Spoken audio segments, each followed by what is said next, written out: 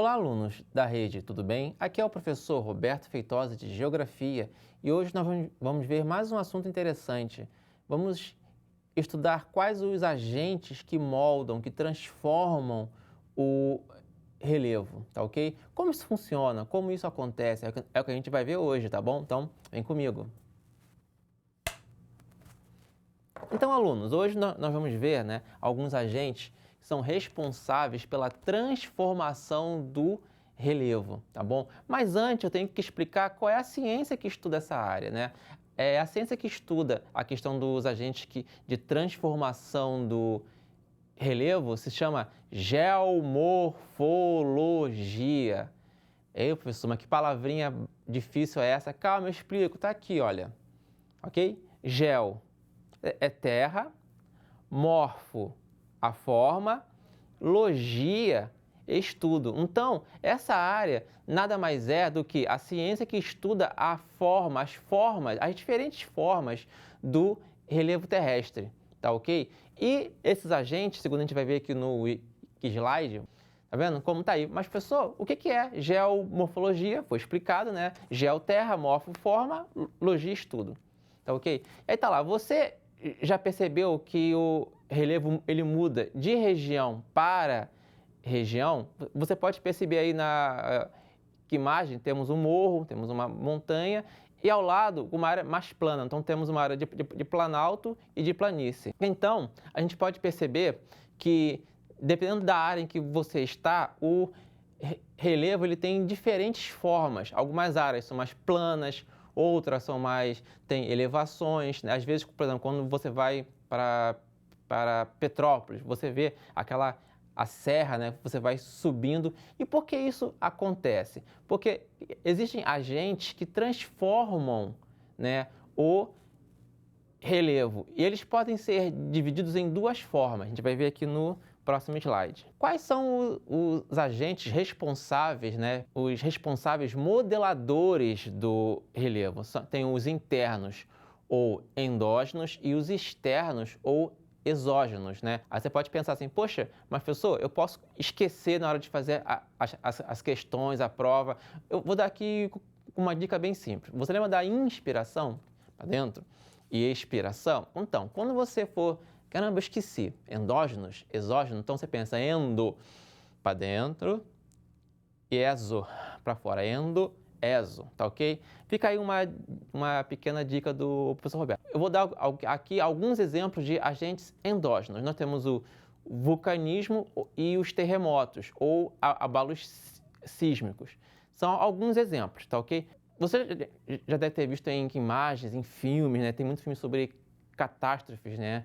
E também em vídeos do YouTube sobre os vulcões, né? Então, o vulcão ele tem o magma, né? Que é basicamente rocha derretida. Então, você pode imaginar com a temperatura para colocar a rocha, né? Para derreter. Então, esses agentes, né? Ele é interno porque ele vem do interior da Terra e aí é expelido esse magma. Quando ele é expelido, né, ele se resfria ao entrar em contato, né, com a superfície, ele forma camadas rochosas. E essas camadas têm um nome, são chamados, né, de rochas ígneas. E uma das mais conhecidas é o basalto, tá ok? Vulcanismo, né? Quando o magma do interior da Terra ele é expelido pela superfície. Também ocorre quando os vulcões eles entram em erupção no oceano, né? E esse magma ele entra em contato com a água e ele resfria. Esse é um dos fatores, por exemplo, que causam o surgimento de novas ilhas. Só que as ilhas são formadas pelos vulcões são chamadas ilhas vulcânicas. Esse magma, parte dele consegue alcançar, né, ali a parte superficial do oceano, ele se resfria e aí formam novas camadas rochosas, né, pequenas ilhas rochosas, tá ok? Terremotos ou abalos sísmicos. Pessoal, eu tenho aqui que explicar algo para vocês. Abalos sísmicos, eles estão ligados à dinâmica tectônica, né? E são aqueles movimentos agressivos, né, que dependendo da intensidade, ele pode acarretar deslizamento, tremores de terra, só que ele pode ser dividido em duas partes. Quando os abalos sísmicos, eles ocorrem na terra, é terremoto. Quando eles ocorrem, por exemplo, no oceano, nos mares, é maremoto. Maremoto, tá ok? Então, eles são gerados pelo movimento agressivo das massas da crosta interior da Terra ou do manto terrestre, ok? Eles podem ser resultado do choque entre duas placas que se encontram. Eu vou só dar aqui uma pequena amostra, uma coisa bem simples, por exemplo, né? No interior da Terra, nós temos as placas tectônicas. Então, pode ocorrer, deixa eu dar para ver, vou pôr aqui duas setas, tá? Delas se encontrarem, ok? Ou delas rasparem uma na outra, mais ou menos assim. Vou botar aqui uma seta aqui, ok? Então, esse processo que ocorre, né, quando elas se encontram, nós falamos que são movimentos convergentes, tá ok? E quando elas raspam uma na outra, podemos falar que são movimentos transformantes, tá ok? Então, o choque das placas causam esses abalos sísmicos e, como eu expliquei, se for em terra, terremoto. Se for no oceano, né, a gente chama de maremoto, tá ok? Vamos entrar agora nos exemplos exógenos, tá bom? Nós temos a erosão hídrica e a eólica, tá ok? A erosão hídrica é aquela erosão que é causada pelas águas, tá ok? Só que é um processo que é lento e gradual, né? Você já deve ter ouvido aquela expressão, água mole em pedra dura, tanto bate até que fura. Por quê? A água, conforme o tempo vai passando, ela vai desgastando a rocha. O impacto da água perante a rocha, com o tempo, vai causando um desgaste, né? E acaba esculpindo a rocha, né? Você vê, por exemplo, em alguns rios, você vê uns buracos assim, por onde a água passa. Esse processo ele foi esculpido por centenas e até milhares de anos também, tá bom? Um outro processo que a gente está vendo aqui, que é a eólica, você pode perceber, olha interessante, a imagem de cima, né, a hídrica, você vê ali que a rocha na parte de baixo, ela sofreu um desgaste, tem um pequeno buraco ali embaixo que foi aberto pela própria água durante o tempo. Temos também ali a erosão eólica, você pode perceber que como que a rocha, né, ela foi esculpida, né, com o tempo, né, e causando essas formas bem interessantes. A erosão eólica quer dizer que os ventos, eles têm diversas formas de transformar o relevo, né? Uma delas é através da transposição de sedimentos. Como assim? Vou dar aqui um pequeno exemplo. As dunas de areia, né? Conforme o vento ele passa, ele vai carregando partículas de areia e às vezes onde tinha uma duna aqui, essa duna às vezes ela some, né, de um dia para o outro, às vezes ela vai aparecer em outro canto. Mas como que isso ocorre? Então, é o vento transportando essas partículas de areia de um lugar para o outro, né? E acaba esculpindo de diversas formas diferentes de relevo, tá ok? Que isso aí, pessoal, é um exemplo, né, da mudança da forma do relevo causado pelas secas, tá ok? Por quê?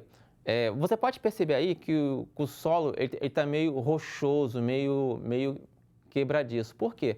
Em áreas, em regiões onde o clima é muito seco, onde a chuva ela é muito escassa, tem regiões do Brasil que às vezes chove 3 vezes ao ano. Então, o solo, né, sem a presença de água, né, seja por chuvas, que é o índice pluviométrico, que eu expliquei isso aqui em outras aulas, né? É o volume de chuva. Quando esse volume ele é muito baixo, né, e às vezes essa área ela não possui de um aquífero, que são as águas subsuperficiais, O solo, conforme o tempo vai passando, ele vai se tornando seco e quebradiço, tá? Por quê? Nós temos aí a ação do sol e uma ausência de chuva, tá? E que acaba fazendo com que esse solo ele fique assim, com essa aparência, né? Rochosa, que ele acaba não tendo mais aquele poder de impermeabilidade, né? Choveu ali, né, a água, o solo, ele chupa a água rapidamente, por ele estar muito seco, tá ok, gente? Então, aqui foram alguns exemplos, né, de agentes tanto internos quanto externos. Nós vimos aqui como agentes internos os abalos sísmicos, que eu expliquei. Quando é na Terra, terremoto. Quando é no oceano, maremoto, tá ok? E tem uma coisa também bem interessante sobre os terremotos. É falado que no Brasil, por exemplo, no Brasil não existe terremoto. Pessoal, tenta entender aí uma coisa. A Terra, o planeta, ele não é estático, ele é animado, né? Ele é dinâmico. Então, terremoto ocorre quase todos os dias, assim, praticamente todos os dias no mundo inteiro. Mas, professor, por que a gente não sente aqui tanto esses impactos? É simples, que os terremotos, eles ocorrem em escalas diferentes, tá bom? Por exemplo, a escala mais famosa que nós conhecemos é a Richter, se não me engano. Essa pronunciazinha. Vou botar aqui rapidinho, só para vocês não se perderem nisso. Aqui. É a escala Richter. Vou botar com letra maiúscula aqui? Tá. Essa é a mais famosa. Então, gente, essa escala, ela é muito famosa, a gente vê muito também em jornal, né, quando ocorre algum terremoto em algum local, né, do planeta. Segundo a escala Richter, né, esse terremoto foi de 3,8, 4,5. Então, essa escala aqui de maneira bem simples, tá? É uma coisa bem rápida que eu vou explicar. Ela tem os níveis dela, um aqui e um 3,5 aqui. Só para explicar. Quanto maior o valor dessa escala, maior é o grau de destruição que o terremoto vai causar, né? Por exemplo, aqui está 3,5. Então, se chegar a 6, a 7, o grau de destruição ele é bem maior. Aqui no Brasil, a gente não costuma sentir, porque quando ocorre aqui, ainda é em níveis bem baixos, tá ok? Devido o Brasil não está inserido dentro de uma placa mesmo, tectônica, tá ok? Então, pessoal, esse foi um breve resumo sobre esse conteúdo dos agentes que moldam o relevo, tá ok? Agora nós vamos ter um pequeno desafio. E a questão é a seguinte: qual das imagens abaixo representa um fator endógeno de modificação do relevo? Lembra que eu expliquei o que são fatores endógenos, não confunda, tá bom? Então vamos dar aí um tempinho para vocês pensarem.